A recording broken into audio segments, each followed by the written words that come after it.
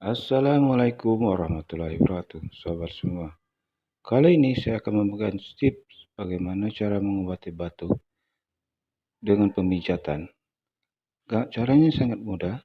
Anda hanya bisa melakukan hal seperti ini dengan dipencet seperti ini.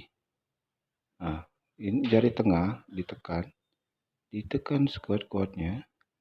Maka dengan melakukan seperti ini, batuk Anda akan bisa menjadi reda.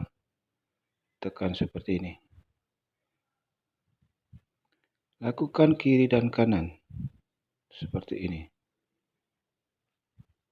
Bagaimana? Mudah bukan?